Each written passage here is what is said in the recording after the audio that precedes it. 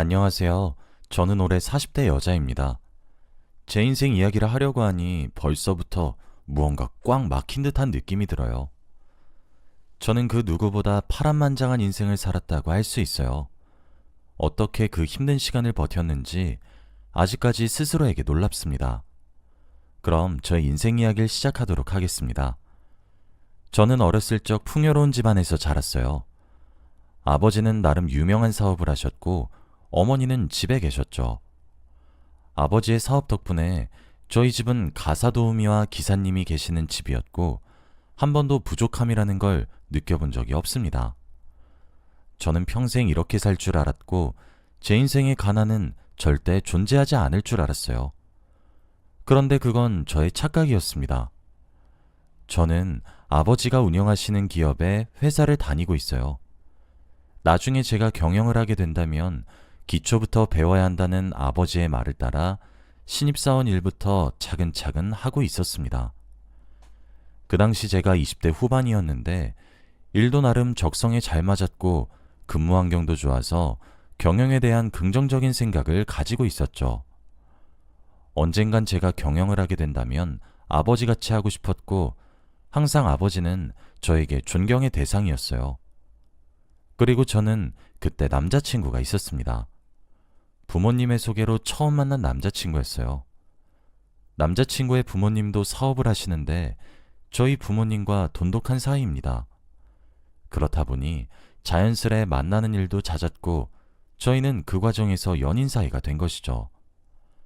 알고 지낸 지 오래된 사이라 미래를 함께하는 상상도 많이 해봤고 부모님들도 얼른 사돈 맺고 싶다는 말도 장난스레 했기에 저와 남자친구는 결혼에 대한 생각을 하고 있었습니다. 집안도 잘 맞고 서로 생각하는 가치관도 비슷하니 이런 짝은 어디서도 못 만날 줄 알았죠. 그리고 특히 남자친구네 부모님께서 저를 너무 좋아해 주셨습니다.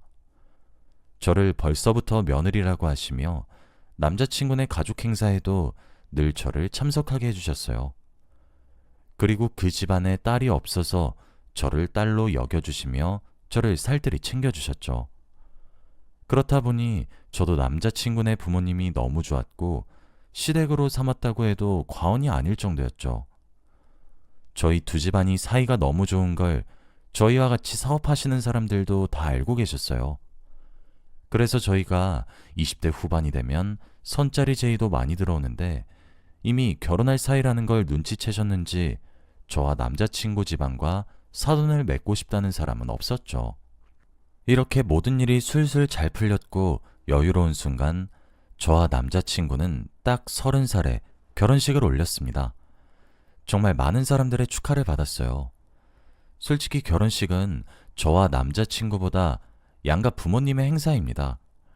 사업을 하시는 분들은 인맥이 중요하니 저희의 결혼식을 빌미로 많은 사람들을 뵙게 되고 거기서 다양한 이야기들이 오고 가죠. 그래서 저희보다 양가 부모님들이 주목을 더 많이 받았습니다. 저와 남자친구는 이미 예상을 했던 상황이었고 저희는 조용히 결혼식을 끝마쳤어요. 저는 드디어 유부녀가 되었습니다. 결혼하기 전 예상했던 것과 같이 저의 결혼 생활은 너무나 행복했어요. 결혼을 하니 확실히 심적으로 안정적이기도 하고 늘 제 편이 있다는 것 자체가 좋았습니다. 남편과 저는 워낙 잘 맞아서 싸울 일도 없었고 금슬도 좋았기에 더할 나위 없이 행복했죠. 그런데 왜 불행은 갑작스럽게 찾아오는 걸까요? 저는 평생 인생에 아무런 굴곡 없이 살아갈 줄 알았고 고난과 역경과는 거리가 먼 사람인 줄 알았습니다. 하지만 그건 저의 착각이었어요.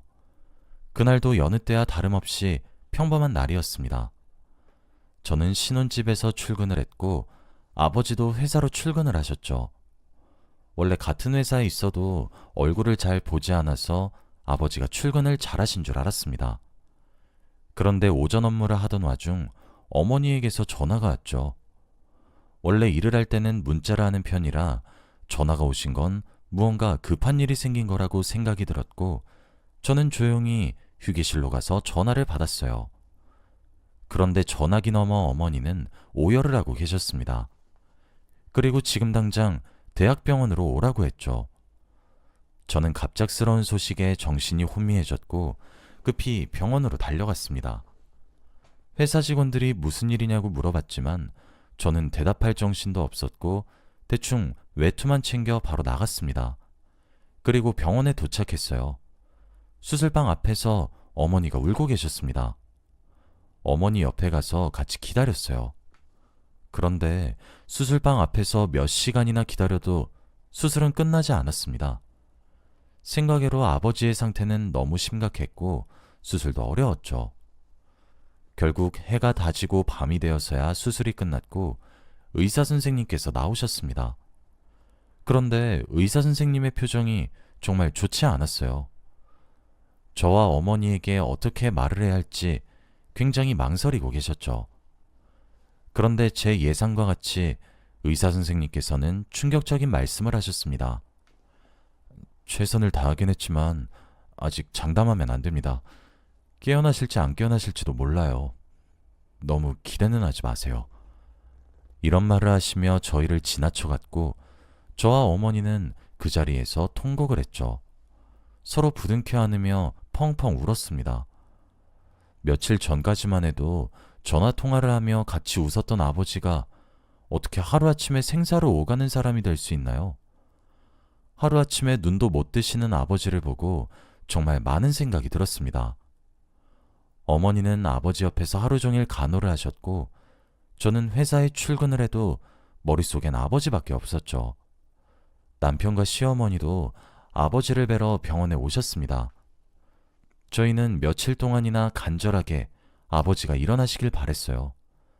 제발 더도 말고 덜도 말고 아버지가 눈만 뜨셨으면 좋겠다고 생각했습니다. 하지만 저희의 간절한 바람에도 불구하고 아버지는 세상을 떠나시고 말았어요. 갑작스럽게 아버지의 심장이 뛰지 않았고 의사 선생님께서 인공호흡을 수차례 해도 결국 하늘나라로 가셨죠. 그날 제 인생에서 가장 많이 온 날인 것 같아요. 눈물 없이는 하루를 사는 게 불가능했고 아버지가 너무 그리워서 잠도 잘 오지 않았어요. 그런데 이 상황에서 어머니도 제정신이 아니었습니다. 일상생활이 불가능하셨고 매번 아버지를 따라가겠다며 위험한 선택도 하셨죠. 이렇게 좋지 않은 상황이 반복되니 저희 집안의 분위기도 많이 침울해졌어요. 그런데 아버지의 장례식장에서 충격적인 말을 듣게 되었습니다. 저희 아버지의 장례식장에 온 사람들은 저희 아버지의 죽음을 슬퍼하는 것이 아니라 그저 아버지의 사업에 대한 이야기를 했어요. 아버지가 갑작스럽게 돌아가시면 누가 회사를 물려받고 이 집안은 대체 어떻게 되는 거냐고 말이죠. 다들 이런 이야기만 수근대는데 아무도 저희 아버지의 죽음에는 관심이 없으니까 너무 속상했습니다. 그런데 제 주위 사람들도 이런 이야기를 했습니다. 정말 믿었고 의지했던 시댁 식구들도 저희 아버지의 사업에 대한 이야기만 하셨어요. 앞으로 회사는 어떻게 되는 것이며 재산은 얼마나 남겨놨냐는 등 이런 말을 했습니다. 결국 시댁 사람들도 저희 집안의 돈에 관심이 많았던 사람이라는 것을 알게 되었죠. 그날 처음으로 시어머니를 째려보며 그만하라고 했어요. 항상 웃으면서 시어머니를 대했는데 그날은 도저히 못 참겠더라고요. 제가 알던 시어머니와 전혀 다른 모습이었으니 말이죠. 그런데 그 순간 시어머니도 돌변하셨습니다. 저를 쳐다보시며 대놓고 막말을 하셨죠. 아빠 없으면 아무것도 아닌 주제에 왜 이렇게 기어올라? 에휴, 불쌍한가. 이제 앞으로 너한테 돈 줄 사람도 없는데 큰일이다. 이 말을 하며 유유히 장례식장을 빠져나갔어요. 아버지가 세상을 떠나신 후 사람들의 속내가 점점 보이기 시작했어요. 아버지가 살아계실 때는 몰랐던 검은 속내 말이죠. 다들 아버지가 돌아가시자마자 자신의 내면을 드러내는데 정말 배신감이 들고 소름이 끼칩니다. 아버지는 그것도 모르시고 이런 사람들을 믿어왔던 거잖아요. 정말 세상엔 아무도 믿을 사람이 없다는 걸 다시 한번 깨닫게 되었습니다. 장례식이 끝나고 저는 다시 일상으로 돌아갔어요. 아버지가 없어서 빈자리가 많이 크긴 했지만 저는 티내지 않으려 했습니다. 저는 조금씩 아픔을 치유하고 있었지만 단 한 사람은 아직도 과거에 살고 있었어요. 바로 저희 어머니입니다. 어머니는 하루 종일 울며 아버지의 채취를 그리워하셨어요. 집에서 한 발자국도 나오지 않으셨고 걱정이 되어 친정에 방문을 해도 저를 본체만 제하셨죠. 그날도 저는 어머니가 걱정이 되어 퇴근을 하고 친정으로 갔습니다. 어머니가 좋아하시는 음식을 잔뜩 사서 갔는데 집이 텅텅 비어 있었어요. 그리고 엄청나게 많은 여행 가방들이 쌓여 있었습니다. 저는 어머니가 이사라도 가시나 싶었죠. 그런데 어머니는 갑자기 진지하게 저를 식탁에 앉히셨고 한 서류를 저에게 건넸습니다. 저는 영문도 모른 채 그 종이를 들어 읽었는데 그건 아버지의 사망보험금에 관련된 내용이었어요. 제가 종이를 들고 당황해하고 있는데 그 순간 어머니는 저에게 충격적인 말씀을 하셨습니다. 사실 난 네 친엄마가 아니야. 저는 그 말에 넋이 나갔고 할 말을 잃었어요. 어머니는 저에게 제 친엄마는 따로 있다고 했고 자신은 아버지가 이혼을 하고 재혼한 여자라고 했죠. 저는 그것도 모르고 평생 살아온 것이었습니다. 어머니는 아버지 때문에 저를 딸로 여겼었는데 이제는 사랑하는 아버지가 없으니 저를 딸로 여길 필요가 없대요. 아버지가 남겨놓으신 사망보험금으로 평생 살겠다고 하셨습니다. 대체 이게 무슨 상황인지 도저히 납득이 되지 않았어요. 어떻게 저에게 이런 일이 일어날 수 있나요? 30년이 넘도록 친엄마라고 믿었던 사람이 알고 보니 남이라뇨. 저는 그 종이를 든 채로 돌처럼 굳어버렸고 어머니는 이런 저를 두고 짐을 챙겨 집에서 나갔습니다. 그게 어머니의 마지막 모습이에요. 뒤통수를 맞은 느낌이 들었고 배신감이 어마무시하게 들었습니다. 그리고 저는 일상생활로의 복귀도 너무 힘들었어요. 너무 많은 사실들이 한 번에 드러나니까 아무것도 하기 싫더라고요. 도대체 왜 이런 비밀들을 저한테 한 번이라도 말해주지 않았는지 모든 게 다 원망스러웠습니다. 그리고 제가 회사에 출근도 하지 않고 집에서 하루 종일 있으며 우울해하고 있을 때 결국 사건이 터지고 말았어요. 제가 회사에 너무 무관심했던 탓이었는지 결국 아버지의 사업이 망하고 말았습니다. 아버지에 대한 이상한 헛소문도 퍼져서 걷잡을 수도 없었고 결국 직원들도 하나둘씩 떠나서 회사의 주가도 많이 하락했어요. 그래서 결국 아버지가 힘겹게 일군 회사는 문을 닫게 되었습니다. 아버지가 남겨놓은 재산을 다 털어도 빚을 갚기에는 역부족이었어요. 그리고 그 빚은 자연스럽게 저한테 왔습니다. 저는 한순간에 길바닥에 나앉게 되었어요. 불과 몇 달 전까지만 해도 남이 운전해주는 차를 타고 남이 해주는 밥을 먹었는데 이렇게 하루아침에 저는 컵라면 하나 사 먹을 돈도 없는 사람이 되고 말았습니다. 이 현실이 너무 절망적이었어요. 제발 꿈이길 간절히 바라며 매일 밤 잠에 들었고 다음날 눈을 떠도 똑같은 상황에 너무 슬펐죠. 그런데 이런 저를 시댁에서 가만히 내버려뒀겠나요? 시댁에서는 저희 집안 사정도 다 아시고 콩가루 집안이라고 무시를 하셨고 저에게는 빚밖에 없으니 다들 이혼을 하라고 부추기셨습니다. 이런 상황에서 제 편이 되어줘야 하는 남편마저도 저에게 등을 돌렸어요.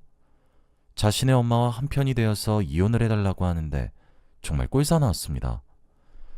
제가 빚으로 자신들한테 피해를 줄까봐 저를 하루라도 빨리 떨쳐내려고 했고 저는 물러서지 않았어요. 절대 이혼을 해주지 않으려고 했습니다. 그런데 그게 저의 잘못된 선택이었죠. 저는 그저 빚쟁이인 가난한 서민에 불과했지만 시어머니네 사업은 승승장구를 해서 저와 빈부격차가 많이 나는 사람이었어요. 그런데 이런 저를 떼내기 위해 경찰에 신고했습니다. 경찰들도 시어머니에게 몇 푼 받았는지 그 말을 철석같이 믿어서는 저에게 영장을 내밀더라고요. 제가 시어머니를 폭행을 했다느니 제 빚이 다 도박을 해서 생겼다느니 등등 말도 안 되는 말이었습니다. 그런데 제가 100번 아니라고 해도 누가 제 말을 믿어주겠나요? 이미 시어머니의 중심으로 돌아가고 있었고 저 같은 서민들의 이야기는 들어주지 않았습니다. 결국 저는 시어머니의 소나기에서 쥐락펴락 당하고 있었고 결국 감옥에 들어가게 되었죠. 말도 안 되는 죄명들이 나열을 하는데 한 번도 저질러 본 적이 없는 것들이라 헛웃음이 나더라고요. 이렇게 해서라도 저를 떼어놓으려는 시어머니를 보고 정말 소름이 끼쳤습니다. 결국 저를 누명을 씌워서 감옥에 보냈고 저는 한순간에 범죄자가 되었어요. 불행 중 다행인 건지 저는 감옥에 1년 반만 있으면 되었습니다. 그곳에서 정말 힘들었어요.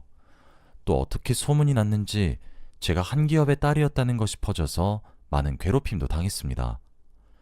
사람들의 눈도 못 마주쳤고 잔뜩 겁에 질린 채로 버텼던 것 같아요. 나가면 시댁 사람들한테 복수하겠다는 생각을 하며 이를 갈았습니다. 그리고 그 지옥 같던 1년 반이 끝났어요. 해방감은 말로 표현할 수도 없었고 제가 저지르지도 않은 죄 때문에 1년 반을 낭비했다는 것이 너무 분했습니다. 그리고 저는 교도소에서 나가 맑은 공기를 쭉 들이키는데 제 앞에 누군가 있었어요. 그 사람은 자신의 차에 기대어 손에 두부를 든 채로 저를 쳐다봤죠. 그리고 저에게 이리로 오라는 손짓을 했습니다. 저는 영문도 모른 채 그 여자 앞으로 갔어요. 그 여자는 나이가 60은 되어 보였는데 나이에 비해 굉장히 세련되고 우아했습니다. 비싼 스포츠카를 타고 선글라스를 낀 채로 있었거든요. 제가 그 여자 앞으로 가니 두부를 건네며 말을 했습니다. 안녕, 난 너의 친엄마야. 저는 말문이 턱 막혔어요. 살면서 한 번쯤은 찾아뵈어야겠다고 생각했는데 이렇게 저를 찾아와 주다뇨. 정말 말이 나오지 않았고 너무 당황스러웠습니다. 그런데 제 친엄마라는 사람도 제가 놀란 걸 느꼈는지 조심스레 선글라스를 벗더라고요. 그리고 저와 눈이 마주쳤는데 저는 바로 제 친엄마라는 것을 알아볼 수 있었습니다. 왜냐하면 저와 아주 판박이었거든요.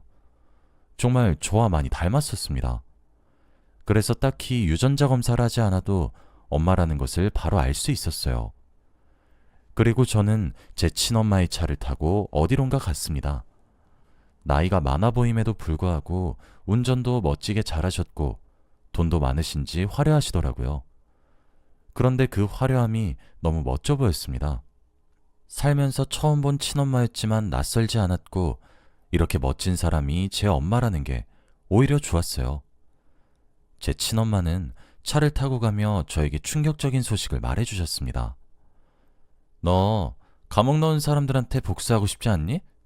엄마가 도와줄게. 이 말을 하시며 갑자기 저에게 뒷좌석에 있는 봉투를 열어보라고 했어요. 저는 그 봉투를 찾아 열어보았고 그 안에는 서류들과 누군가 글씨로 쓴 것 같은 것도 있었죠. 그 자료들을 유심히 보고 저는 말문이 막혔고 입이 떡 벌어졌습니다. 바로 아버지가 저에게 개인적으로 남겨놓으신 유산이었거든요. 그리고 그 글씨는 돌아가신 아버지였습니다. 아버지와 어머니가 이혼을 하신 건 단순히 성격 차이였고 혹시나 모르니 친어머니한테 이 서류를 남겨놓으셨대요. 만약 아버지가 돌아가시면 이 모든 걸 다 저에게 상속을 하라고 말이죠. 어머니도 자기 딸이 상속받으면 좋으니 지금까지 그걸 가지고 계셨답니다. 그리고 어머니는 제가 상속받을 유산을 탐낼 만큼 돈이 부족하신 것도 아니었고요. 아무튼 저는 이 자료들을 보고 충격을 받았는데 더 놀라운 건 따로 있었습니다. 바로 아버지가 저에게 남겨놓은 재산의 금액이었죠. 저는 끝없이 쓰여져 있는 숫자들에 넋을 잃었습니다. 그리고 그 돈은 자그마치 100억이었어요. 아버지는 돌아가시기 전 사업이 한창 잘 될 때 친어머니께 100억을 맡겨두셨대요. 혹시라도 사업이 망하거나 자신이 죽으면 그 돈을 저에게 주라고 말이죠. 그런데 친어머니가 뒤늦게 아버지의 사망 소식을 알고 저를 찾아가니 이미 저는 감옥에 가고 없었답니다. 그래서 이제서야 준다며 미안하다고 하시더라고요. 저는 출소하기 전까지만 해도 앞으로 어떻게 먹고 살아야 하며 빚은 어떻게 갚아야 할지 걱정했는데 이런 기적이 저에게 일어났습니다. 친어머니는 저의 복수에 도와준다고 했고, 저는 앞으로 저를 감옥에 넣은 사람들에게 복수할 걱정만 하라고 했어요. 어머니도 이혼을 하고 아버지에게 받은 위자료가 상당했는데, 거기다가 주식 투자도 잘하셔서 계속 돈이 부풀어 오르고 있다고 하셨어요. 그래서 이렇게 나이에 비해 젊게 사신 거였습니다. 저는 어머니와 함께 어떻게 복수할지 고민을 했어요. 그런데 어머니께서 저에게 재밌는 제안을 하나 하셨습니다.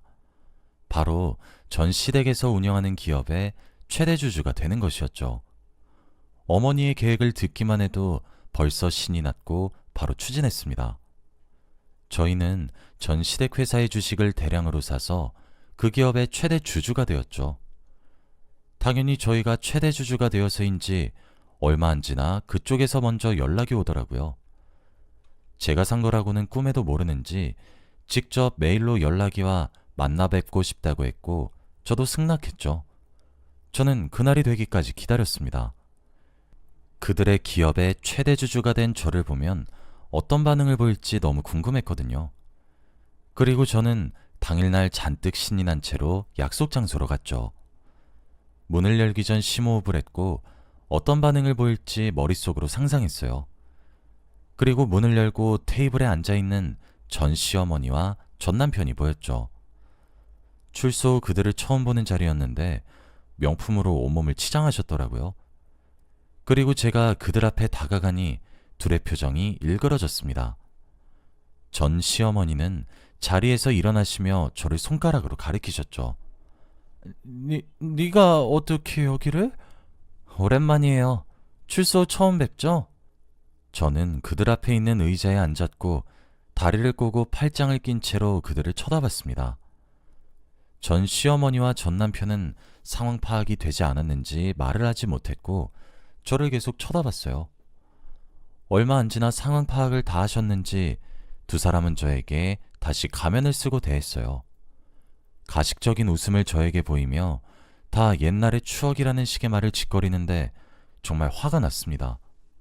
어떻게 한 사람의 인생을 망쳐놓고 추억이라는 말을 할 수 있나요? 과거의 일은 모두 다 잊자. 너도 이제 잘 사는 것 같은데 다시 우리 아들이랑 합칠 생각 없니? 그때는 둘 다 어렸고 철이 없었잖니. 다 추억 아니겠어? 시어머니는 웃으면서 그 말을 하시는데 분노가 미친 듯이 치밀어 올랐죠. 결국 저도 모르게 제 손은 이미 물잔에 가 있었고 시어머니의 얼굴에 물을 뿌려버리고 말았어요. 저도 순간 놀랐고 전 시어머니와 전 남편도 놀랐어요. 그런데 전 시어머니는 저의 물사대기를 맞고도 웃으셨습니다. 자신의 얼굴에 묻은 물을 닦으며 태연하게 말씀하셨죠. 이걸로 우리 과거일 다 없던 걸로 하는 거지? 말문이 턱 막혔고 전 시어머니의 뻔뻔함에 할 말을 잃었죠. 저는 그때 휴대폰으로 어머니한테 연락을 했고 그때 누군가 저희가 있는 곳으로 들이닥쳤어요. 바로 경찰입니다. 저희는 오늘 전 시어머니를 연행해 가기 위해 경찰을 미리 대기시켰고 제가 어머니께 신호를 보낸 뒤 바로 경찰이 들어왔죠. 갑자기 일어난 상황에 전 시어머니와 전 남편은 당황해했고 저는 그들이 수갑을 차고 있을 때 옆에서 팔짱을 낀 채로 비웃음을 치며 그들을 쳐다봤어요. 이 모든 상황이 제가 꾸민 짓이라는 것을 알고 전 시어머니는 저를 보며 비명을 지르고 있었고 전 남편 또한 화를 내고 있었죠. 저는 그들이 저에게 누명을 씌운 것을 다시 재수사 요청을 했습니다. 그때는 제가 돈도 없고 힘도 없었을 뿐더러 전 시어머니가 경찰과 많이 친했기에 제가 감옥에 갔지만 이번에는 달랐어요. 그때 저를 수사하셨던 경찰분을 증인으로 내세워 재수사를 진행했습니다. 그리고 결과는 뻔했죠. 과거의 만행이 드러남과 동시에 회사에 대한 각종 비리도 들통났어요. 회사 자금을 횡령하고 다닌 내역이 들켜서 전 시어머니는 감옥에 오랫동안 계셔야 했습니다. 정말 통쾌했어요. 눈에는 눈, 이에는 이라는 말이 괜히 있는 게 아닙니다. 아직도 전 시어머니가 법정에서 저에게 울부짖으며 제발 합의해달라고 했던 장면이 잊혀지지가 않아요. 역시 자기가 저지른 짓은 결국엔 돌아가는 것 같아요. 저는 승소를 했고 다시 일상으로 돌아왔어요. 이 삶이 아직 익숙하진 않지만 그래도 적응해 보려고 합니다. 저와 어머니는 아버지가 남겨주신 유산과 어머니가 주식으로 버시는 돈으로 재밌게 살고 있어요. 여행도 가고 맛있는 것도 먹으면서 남부럽지 않게 살고 있습니다. 여러분도 힘든 상황이더라도 포기하지 마시고 꼭 끝까지 헤쳐나가시길 바랄게요. 저도 인생의 끝자락인 줄 알았을 때가 엊그제 같은데 저한테 기적적인 일이 일어났잖아요. 지금 생각해봐도 이렇게 많은 일들이 어떻게 저에게 일어났나 싶어요. 친구들한테 저의 이야기라면 다들 놀라서 할 말을 잃습니다. 제가 봐도 정말 파란만장한 인생을 살아왔던 것 같아요. 여러분은 저처럼 굴곡 많은 인생 살지 않았으면 좋겠어요. 저의 이야기는 여기까지입니다. 들어주셔서 감사합니다.